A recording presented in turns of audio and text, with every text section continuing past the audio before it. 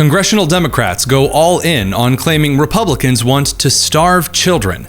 Climate change fearmongering loses out in the public eye to Teddy Rooseveltian conservationism. And the Trump administration and allies set sights on corporations using tax subsidies for ESG and debanking. I'm Tony Kinnett, host of the Daily Signal's Tony Kinnett Cast, syndicated nationally at 7 p.m. Eastern. It is Thursday, October 30th, 2025. This is the Daily Signal's top news in 10.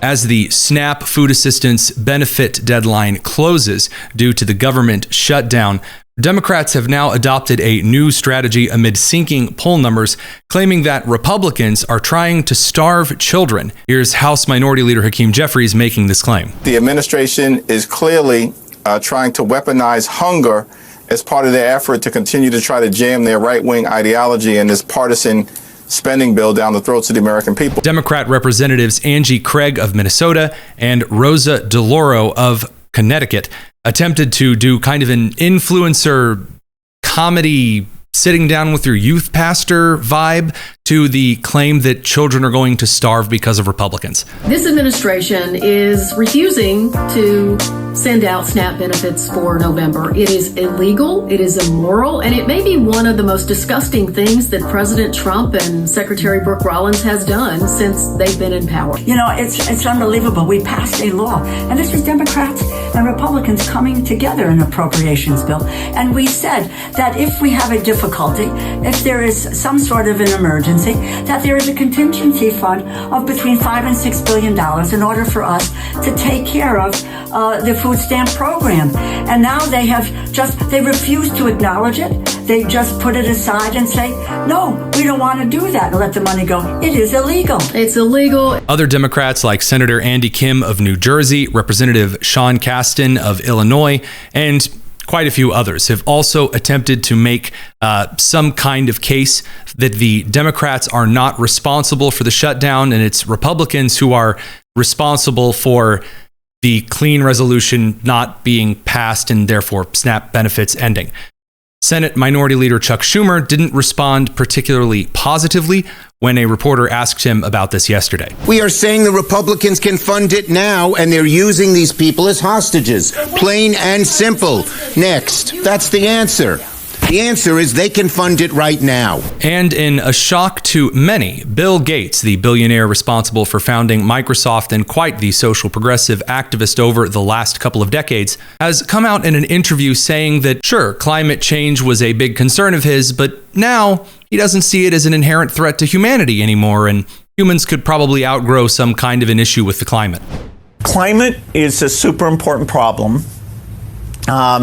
There's enough innovation here to avoid super bad outcomes. In a surprise to probably no one, Harry Enton over on CNN citing new poll data showing that climate change fear-mongering over the last couple of years, especially on the left side of the political aisle in the United States, is not resonating with voters. I think a lot of people will agree with Bill Gates that maybe this wouldn't be the end of humanity. And I think, we've been talking about climate change now for decades upon decades upon decades.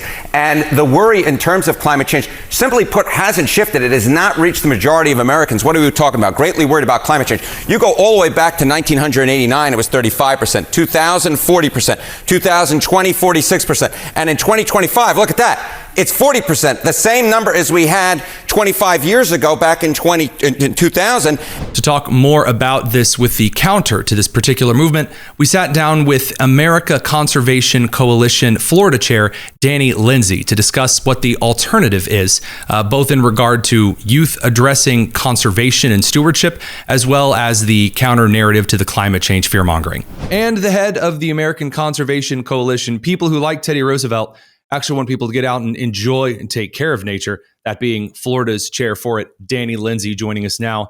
She's not shocked by the polling data either, are you, Danny?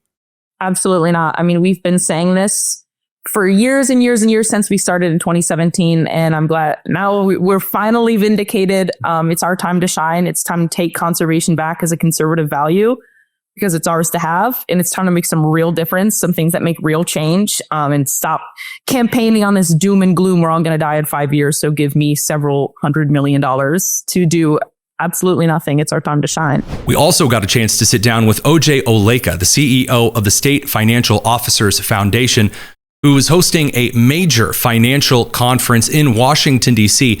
to discuss the Trump administration's lockstep approach with allies both in state governments and internationally to target organizations who have mishandled tax dollars in order to debank political opponents and to encourage environmental social governance, or ESG, a series of pro-LGBTQ and climate change alarmist policies that go against the grain of certain tax funder priorities. Here was a bit of that interview. One of the guys leading the charge against this massive debanking, incredibly corrupt political regulation on the internal side of the finance system in this country is none other than OJ Oleka.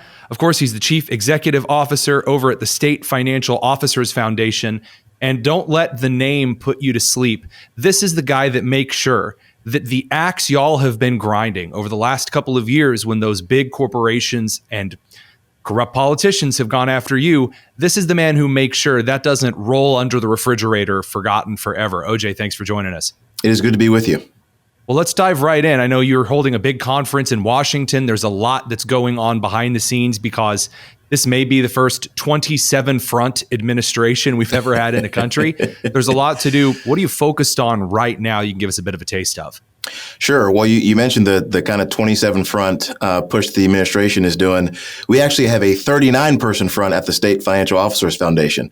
I get to be blessed to run the organization, but it's really our financial officers who are on the ground in their states every single day fighting for the American people. And what we're doing is being in lockstep with the president on the issues, fighting back against ESG to make sure that your dollars aren't weaponized for the left's goals, and also pushing back against debanking to make sure that just because you're a conservative or a Christian, a financial organization or institution can't refuse to do business with you. Our folks have been fighting on the front lines for this every day. And those are the things that we're really focused on right now because we know we've got friends in Washington who can fight alongside us. And I mean, it definitely has some momentum to it because now we have individuals like Bill Gates coming forward and saying, well, you know, if we don't magically reverse the climate with one flick of the wizard's wand, nobody's going to die. You know, maybe capitalism can actually grow us out of any environmental changes from his perspective. That kind of a reversal that we talked about earlier in the show with Danny Lindsay, that kind of a reversal would not have been possible unless you actually had a coalition of conservatives and independents who actually knew what they were doing. Mm-hmm. Everybody wants to run for office these days, but you actually need to know how things work so that you can beat the left at their own game when they get into these ESG grants and subsidies and give me your moneties. You know how it is. Yes, that's right. The vibe shift is real, as they say. And the benefit that our folks have is that since they're financial officers, they're well trusted. There was a poll that came out earlier this year that said that state financial officers are the most trusted elected officials on financial issues, more so than their governor, more so than the members of Congress, because people believe in them. So when our folks were pushing back, saying, look, we study this stuff all the time. We aren't coming at this from a partisan perspective. We're just saying that if you're going to invest funds, you should do so to get the best possible return. It shouldn't be, again, for some political ideological push from the left because they couldn't get it passed at the ballot box or it's too expensive to get passed through the legislature. But that's what ESG is. So when our folks started talking about it a few years ago and showing the data and then moving the money, literally putting the money where their mouth was, as you said, these corporations, the federal government, voters started to take notice, and it culminated in the re-election of President Trump. There's a really great point that you hit on there that may not be, you know, the most network TV of interview points to make here. When I was little, my grandmother was on the board of this Perfect Circle credit union kind of organization in Eastern Central Indiana, and we went to a little board meeting of sorts. And I remember she just, you know, I tutted along with Nana, you know how things are when you're a kid. Yep. And as I tutted along with her, I noticed there was one person in the meeting. When she started speaking, everyone got quiet in a way that when others spoke, they didn't. And she wasn't loud. Just when she spoke, people listened. And I asked her what that was about, because just as a kid, that was what I gleaned from it. She said, oh, that's because she's important. She actually knows how things are running here. And I think of Scott Bessent now in the administration, who is, like you said, you look at these financial officers who aren't sleazy, skeezy, you know, go give a really used car salesman smile to the camera. That's right. But when Bessent talks, he leans back, he folds his hand across his chest. and he makes some acute financial statements and points that, I mean, I tell you what, I mean, you know, Dave Ramsey could run with those, you know what I'm saying? So those kind of actions are needed. If you're going to get in there, you need the scalpel. That's right. Because if we're going to go after ESG, there's a detailed CVS list length of receipt issues that have been brutally measured against the American people. What are some of the things that you guys have had to tackle so far? Maybe some of the things your officers have brought to you that are either getting solved or especially egregious. What's kind of like on your dinner plate right now? Yeah, there are a number of items on the dinner plate. To catch the rest of our interview with OJ as well as Danny Lindsay, head down to the description and we've got that linked for you.